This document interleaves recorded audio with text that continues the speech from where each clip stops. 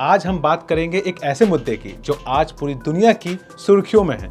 जी हाँ, हम बात कर रहे हैं इजराइल और ईरान के बीच चल रहा तनाव और युद्ध की। यह सिर्फ दो देशों की कहानी नहीं है, बल्कि इसका असर पूरी दुनिया पर पड़ रहा है। क्या है युद्ध की वजह? अमेरिका इसमें क्या भूमिका निभा रहा है? भारत जैसे देशों का इस लड़ाई में क्या रवैया है? और सबसे बड़ा सवाल, क्या यह युद्ध विश्व की शांति के लिए एक नया खतरा बन सकता है? जानेंगे इस वीडियो में, तो बने रहिए हमारे साथ। नमस्कार, मैं मनीष चौरसिया और आप देखना शुरू कर चुके हैं 24 अड्डा न्यूज। 13 जून को सुबह 3:30 बजे खबर आई कि ईरान की राजधानी तेहरान में जबरदस्त धमाका हुआ है। कुछ देर बाद पता लगा कि तेहरान में 220 किलोमीटर दूर नतांज इलाके में भी हमला हुआ है। नतांज में ईरान की सबसे बड़ी परमाणु लैब थी। देखते ही देखते पूरे ईरान में इस तरह के हमलों की खबर आने लगी। नतांज के अलावा तब्रीज, करमनशाह, अराक, तेहरान और इस्फान के मिलिट्री बेसेस पर भी इजराइल ने ताबड़तोड़ हमले कर दिए।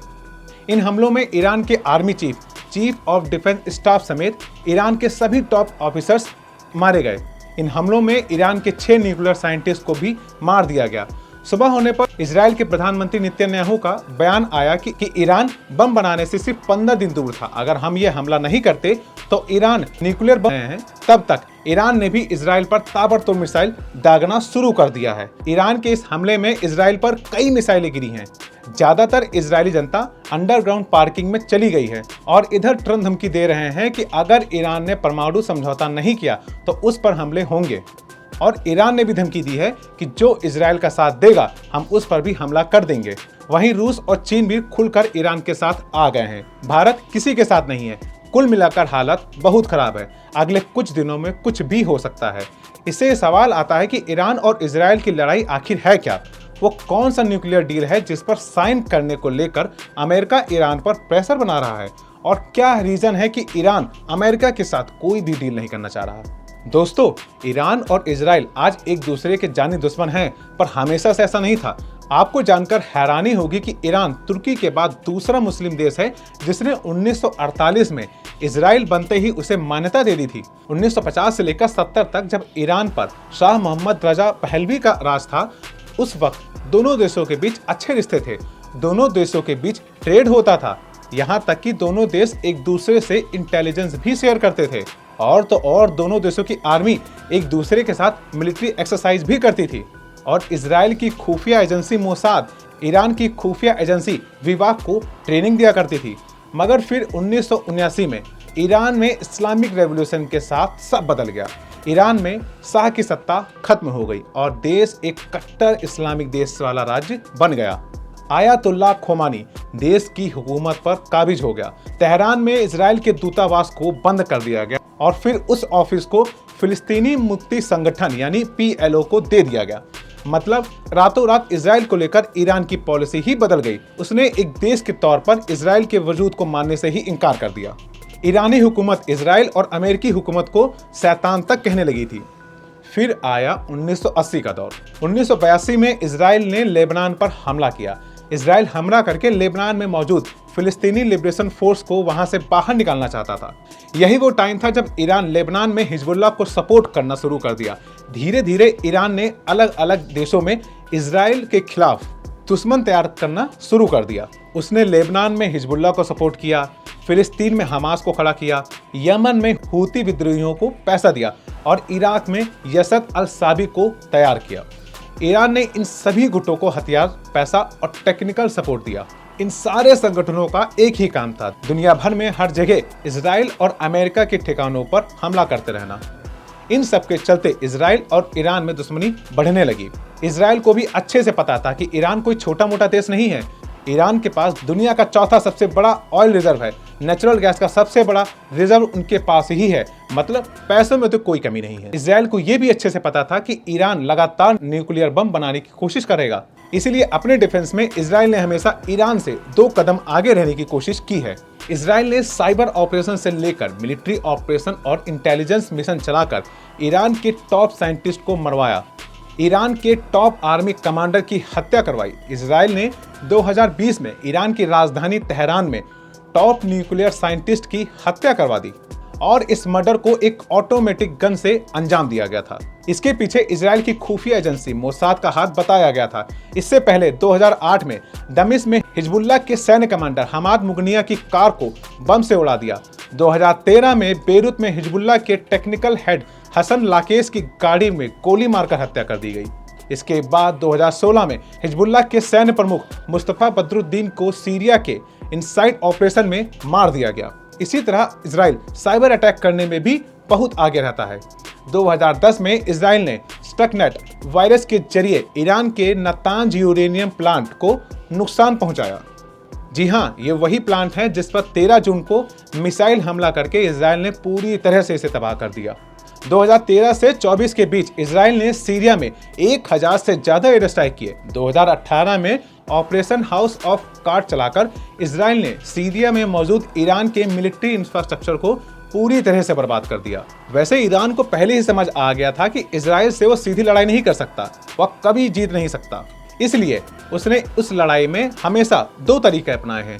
पहला, हूती और हमास जैसे संगठनों को पैसा देकर इजराइल को भिड़ाए रखना, और दूसरा तरीका, अगर अपना वजूद बचाना है तो न्यूक्लियर बॉम्ब बनाना है। और सारी लड़ाई इसी न्यूक्लियर हथियार को लेकर ही है। इजराइल और अमेरिका किसी कीमत पर नहीं चाहते हैं कि ईरान के पास न्यूक्लियर बम आए, क्योंकि ईरान के पास न्यूक्लियर बम आने का मतलब है कि बम फिर किसी भी हाथ में लग सकता है।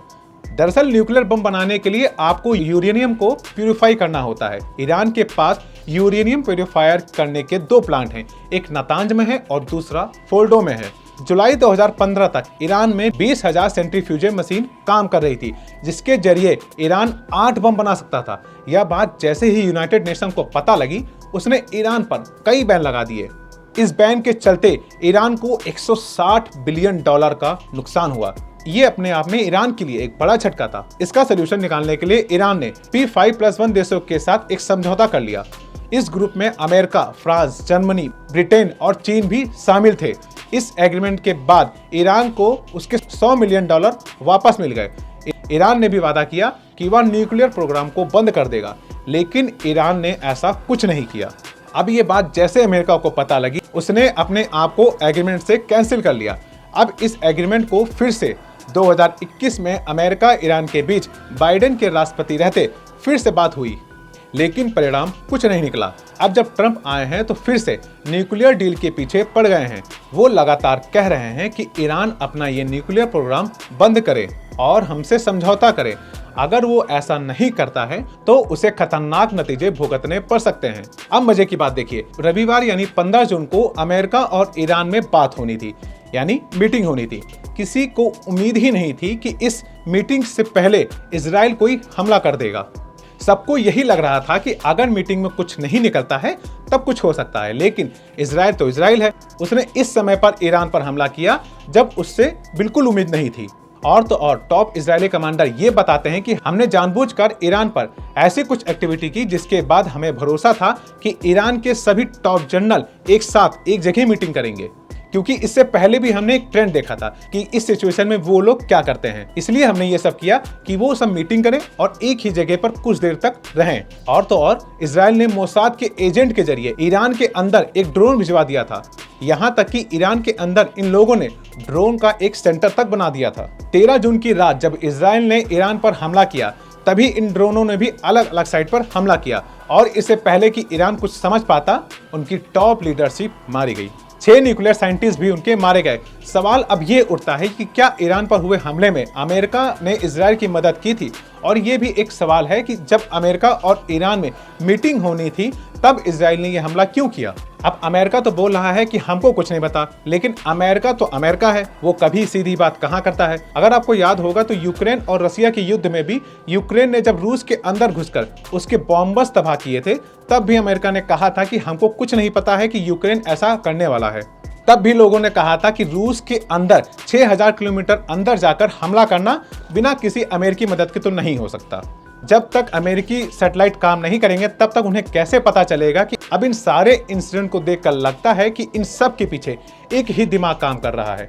अमेरिका ने अपनी पॉलिसी बदल दी है। अब वो किसी युद्ध में सीधे नहीं कूदता है, बल्कि एक देश चुन लेता है और उसके पीछे से उसका साथ देता है। खैर, अब बताते हैं ईरान और इजराइल में बढ़ते तनाव के बीच अमेरिका राष्ट्रपति ट्रंप ने ईरान पर सैन्य हमलों की योजना को मंजूरी दे दी है, लेकिन अंतिम आदेश तक इंतजार करने को कहा है। रिपोर्ट्स के मुताबिक ट्रंप ईरान के परमाणु कार्यक्रम को लेकर अगला कदम देखने के बाद ही कोई फैसला लेंगे। लेकिन इतना तय है कि ईरान अगर किसी युद्ध में फंसा तो तेल के दाम बढ़ सकते हैं और इसका असर दुनिया भर में पड़ेगा। ईरान के समुद्री रास्ते तेल और बहुत सारे सामान का ट्रेड होता है और उसने अगर ये रास्ता बंद कर दिया तो सामान की कीमतें बढ़ सकती हैं। रही बात भारत की, तो भारत इस लड़ाई में ना किसी के साथ है और ना किसी के खिलाफ, क्योंकि इजराइल भारत का पुराना दोस्त है और ईरान के साथ भी भारत के अच्छे रिश्ते हैं।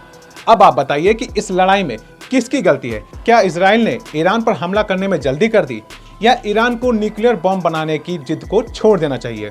इस खास रिपोर्ट में सिर्फ इतना ही। इसी तरह की और खबरें देखने के लिए सब्सक्राइब करें 24 अड्डा न्यूज़। धन्यवाद।